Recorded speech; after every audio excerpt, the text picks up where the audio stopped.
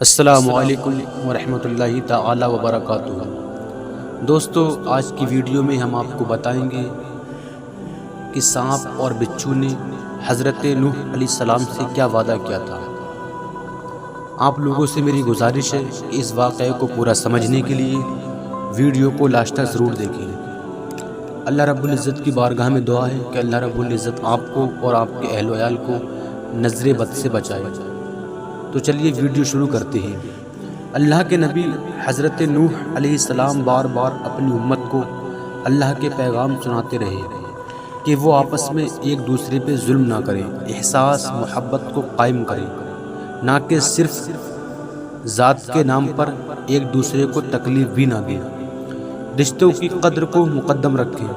تو حضرت نوح کی قوم بار بار آپ کا مذاق اڑانے لگتی، اتنے پتھر مارتی کہ آپ کئی دنوں تک پتھروں میں ڈھکے رہتے، پھر صحت یاب ہوتے، پھر اللہ کے دین کی تبلیغ کرتے، یہاں تک کہ 950 سال گزر چکے۔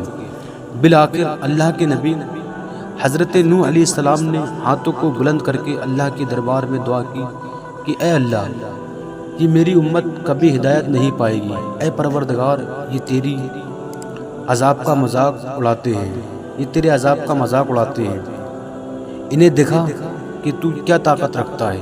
تو بس اللہ کا حکم نوح علیہ السلام کے لیے آیا کہ اے نوح، ایک کشتی تیار کر اور اس میں پورے جہان کے چرند پرند اور ان انسانوں کو شامل کر جو تم پہ ایمان لے آئے ہیں۔ تو یوں اللہ کے نبی حضرت نوح علیہ السلام نے درخت اگائے اور کشتی بنانے میں لگ گئے۔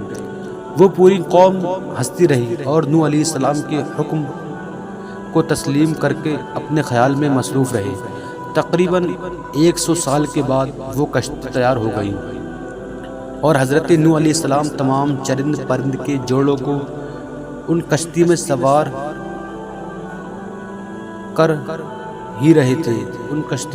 کر ہی رہے تھے کہ اتنی دیر میں سانپ اور بچھو آپ کی خدمت میں حاضر ہوئے اور کہنے لگے، اے اللہ کے نبی، اس نجات کی کشتی میں ہمیں بھی سوار کرو۔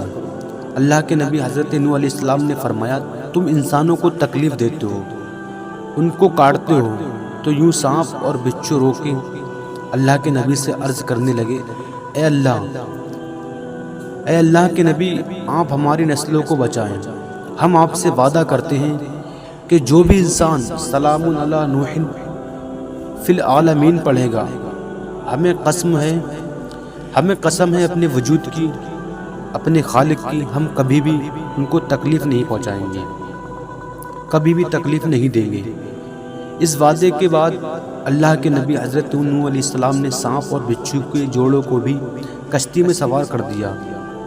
اس نجات کی کشتی میں جو انسان سوار ہوئے، جو مخلوقات سوار ہوئی، ان کے سب اللہ کے عذاب کے سبب فی النار ہو گئے، ان سب کے سب اللہ کے عذاب کے سبب فی النار ہو گئے۔ طوفان تھمنے کے بعد اللہ کے نبی حضرت نوح علیہ السلام زمین کو پھر سے آباد کیا، مخلوقات زندگی بسر کرنے لگی، پھر ہر مخلوقات زندگی بسر کرنے لگی۔ لیکن اس آیت کو کسی بھی حیوان نے آج تک نہیں بلایا، اور اللہ پاک نے اپنی کتاب کی سورہ صفات میں اس آیت کو محفوظ کر دیا۔ آج بھی جنگل بیابان میں جب بھی کسی سانپ یا بچھو یا حیوان کے سامنے جب اس آیت کو پڑھا جاتا ہے کہ سلام علی نوح فی العالمین، تو سانپ ہو، بچھو ہو یا کوئی بھی حیوان اس آیت کے احترام اور اس کے پشت وادی کو سمجھ کے اس انسان کے قریب نہیں آتا ہے۔ بے شک اللہ نے اپنی کتاب میں ہر پریشانی، ہر بیماری اور ہر مصیبت کا علاج رکھا ہے۔ تو یہ سانپ اور بچھو نے حضرت نوح علیہ السلام سے وعدہ کیا تھا کہ جو لوگ آپ کا مذاق اڑا رہے تھے،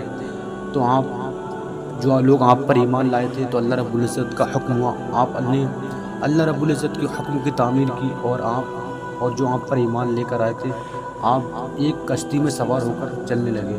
تو سانپ اور بچھو بھی آپ کی خدمت میں حاضر ہو کر رونے لگے۔ تو آپ نے فرمایا، آپ تو لوگوں کو نقصان پہنچاتے ہو۔ تو سانپ اور بچھو نے آپ سے وعدہ کیا تھا کہ جو لوگ بھی سلام علی نوح فی العالمین پڑھے گا، ہم کبھی اسے تکلیف نہ پہنچائیں گے، کبھی بھی ہم اسے تکلیف نہیں دیں گے۔ تو یہ سانپ اور بچھو نے آپ سے وعدہ کیا تھا۔ تو جہاں کہیں آپ کو بھی اگر کوئی چیز دکھے تو آپ بھی یہی پڑھ لیں، انشاءاللہ آپ کو کبھی بھی وہ چیز نقصان نہیں پہنچائے گی۔ اللہ رب العزت کی بارگاہ میں دعا ہے کہ اللہ رب العزت ہمیں اور آپ کو اہدنا الصراط المستقیم پر چلنے کی توفیق عطا فرمائے۔ السلام علیکم۔